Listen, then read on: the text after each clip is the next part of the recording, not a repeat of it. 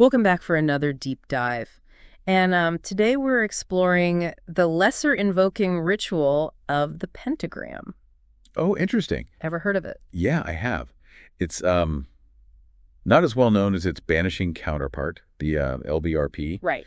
but it played a pivotal role in the Hermetic Order of the Golden Dawn.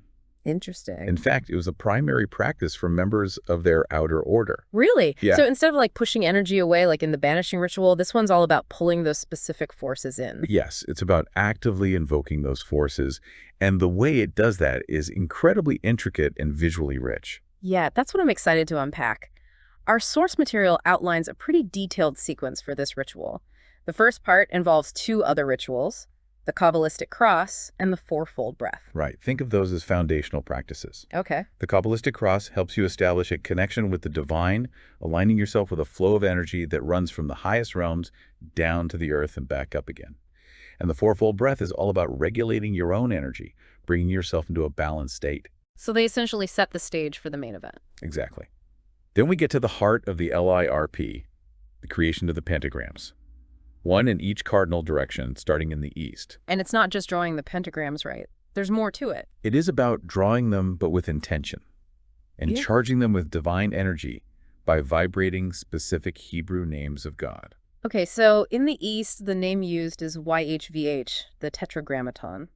What's interesting to me is that as you move to each direction, south, west, north, a different name is vibrated, ADNI, EHIH, and AGLA. What's the significance of that? Each name represents a different aspect of the divine, like facets of a multifaceted jewel. They Ah. add layers of meaning and power to the ritual. It's almost like you're calling upon specific qualities of the divine with each direction. That's a great way to put it. And as you move between the directions, tracing that line of white light, you're not just creating these charged pentagrams, but also weaving a web of energy around yourself. Okay, so we've set the stage, created these charged pentagrams. Now we're ready to bring in the archangels. Yes, this is where the LRP truly comes alive. Picture yourself standing within this circle of energy you've created. In the east, before you visualize Raphael, the archangel of air, dressed in yellow and violet robes. He holds the caduceus, a symbol of healing. I'm curious about the specific details like colors. Do they hold a particular significance? Absolutely. Colors are a form of energy, each carrying its own vibration and meaning. They help you focus your visualization and connect with the specific energy of the archangel. So we've got Raphael in the east. Who are we calling upon next? As you turn to face the west, you call upon Gabriel, the archangel of water, dressed in blue and orange robes, holding a cup symbolizing the element. Great. Air in the east, water in the west. What about the south? On your right in the south, you visualize Michael, the archangel of fire. He stands in fiery red and green robes, wielding his sword, representing his role as a protector and warrior. Wow, that's powerful imagery. And to complete the circle in the north, we have Uriel. Yes. Uriel, the archangel of earth, rises from the vegetation in the north, dressed in robes of earth tones and holding ripened wheat, symbolizing abundance and grounding. So we're surrounded by these powerful archangels, each representing a different element, a different direction. What's the overall effect of their combined energies? Think of it as achieving a state of elemental balance, a harmony within yourself and the space you've created. You're invoking their specific qualities: Raphael's healing, Gabriel's intuition, Michael's strength, Uriel's grounding. You're not just calling upon them, you're inviting them to infuse you with their energies. That's where I'm starting to understand the difference between banishing and invoking. It's not just about protection, but about actively drawing in these forces. Exactly. And to seal the ritual, you visualize a flaming pentagram before you, a symbol of the 5 elements in balance, and a 6-rayed star within your heart representing the union of the divine and human. Okay, I can see why our source material mentions this ritual being a bit more intense than just a simple banishing, especially for beginners. I mean, all those archangels and that final visualization. It can be quite potent, and it's recommended to avoid performing it before sleep, especially when you're first starting out. So if it's not about banishing or protection, what's the purpose of invoking all of these forces? What's the benefit of the LRP? The LRP is about more than just protection. It's about achieving balanced grounding and a deeper connection to the divine by actively drawing in these energies. You're working with them, not against them. And there's another interesting aspect that sets it apart from other rituals. What's that? It doesn't usually require a subsequent banishing. So you're meant to carry these energies with you throughout the day. Precisely. I have to say that's quite different from what I expected. It's not just about creating a temporary sacred space, it's about integrating these forces into your daily life. It's almost like Like inviting them to walk beside you, guiding and empowering you throughout the day. that's a great way to put it. We've covered the basic steps, but we haven't even touched on the deeper meaning behind everything yet, have we? We've only just scratched the surface. Yeah. There's so much more to explore. Well, I'm definitely intrigued, and I'm sure our listeners are too. Let's take a deeper dive into the symbolism and meaning behind each element of the LIRP after a quick break. All right, so we've walked through the steps of the LIRP, but what does it all mean? What's the deeper significance of these elements, directions, and archangels? That's where it gets really fascinating. Each element of the ritual is layered with symbolism, and how it resonates for you might be different from someone else. It's a deeply personal exploration. So it's not a one-size-fits-all kind of ritual. Not at all. It's about finding those personal connections to the symbolism and seeing how it applies to your own journey.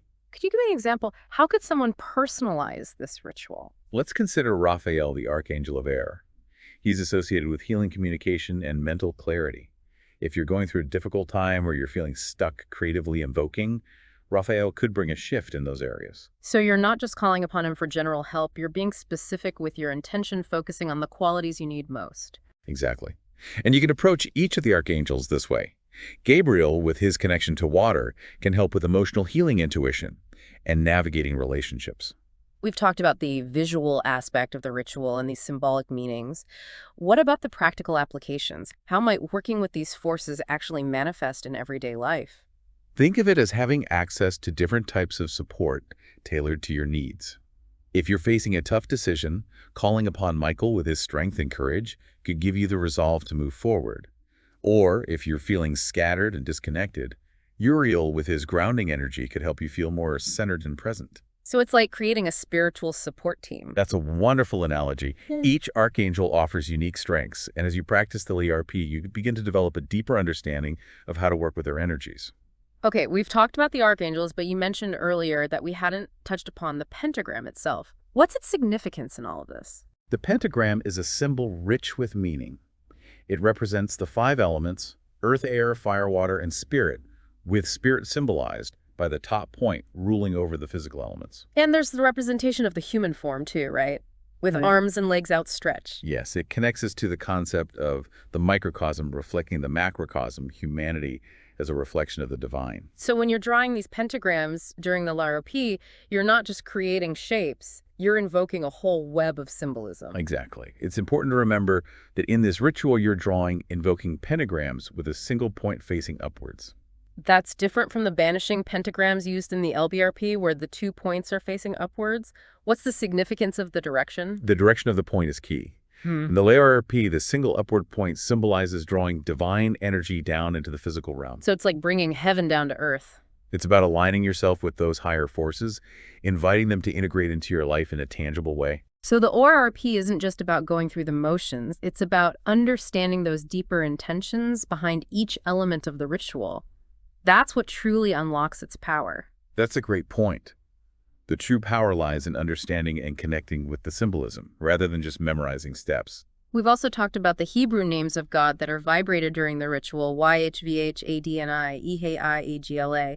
I'm curious, how do they relate to the archangels and their specific qualities? That's a wonderful question. Think of the Hebrew names as keys that unlock different aspects of the divine, adding another layer to the invocation. For instance, YHVH, the Tetragrammaton, represents the ineffable, the unknowable essence of God. It's a vibration that resonates with the highest spiritual realms. And the other names? ADNI, often translated as Lord or My Lord, signifies a more personal aspect of the divine, a God who is intimately involved in human affairs. So each name evokes a slightly different facet of the divine. What about EHI? EI, typically translated as I will be, speaks to the ever-becoming nature of the divine. It represents potential constant evolution and the unfolding of creation. It reminds us that the divine is dynamic, not static. And finally, what about AGLA? AGLA is actually an acronym for a Hebrew phrase meaning, "You are mighty forever, my Lord." It points to the enduring power and sovereignty of the divine. I see. So by vibrating these names, we're not just saying words, we're connecting with these different aspects of the divine. And that adds another level of depth to the ritual. Precisely. Mm. It's about resonating with those primordial vibrations, aligning yourself with the very source of creation. Now, you mentioned earlier that the Kabbalistic cross and the fourfold breath are essentially rituals in themselves. Can you elaborate on their purpose and how they tie into the LRB?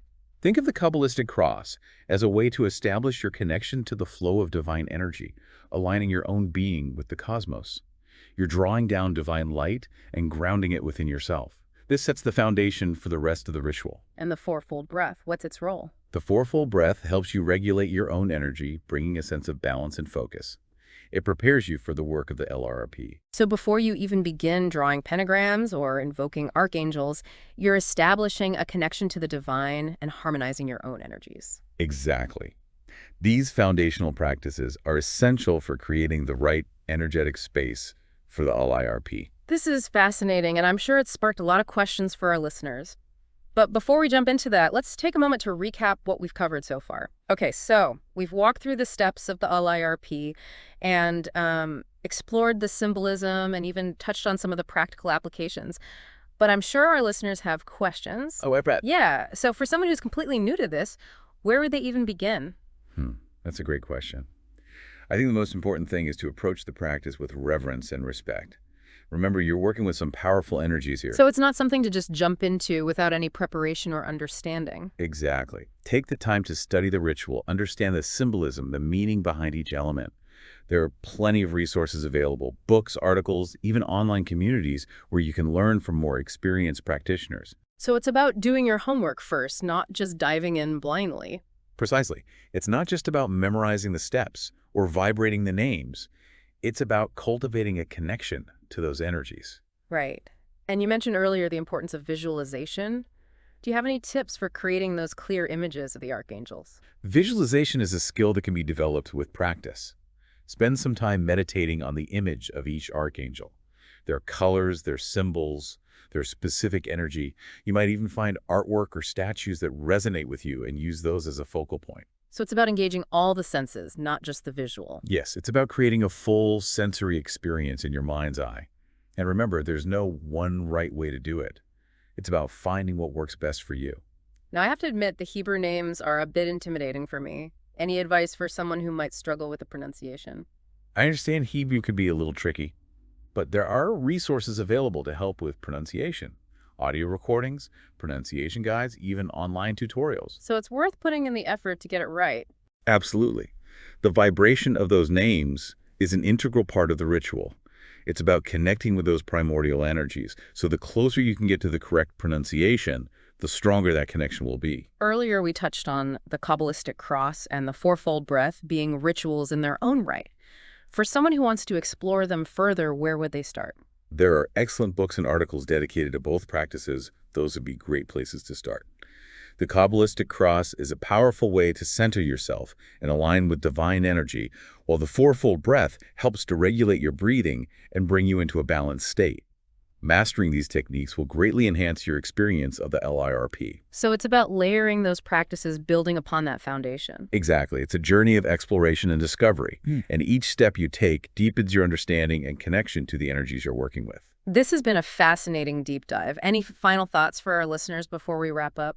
As you embark on this exploration, remember to approach it with an open mind and a sincere heart. Be patient with yourself. Don't be afraid to ask for guidance from those who have more experience. And most importantly, trust your intuition. It will guide you along the way.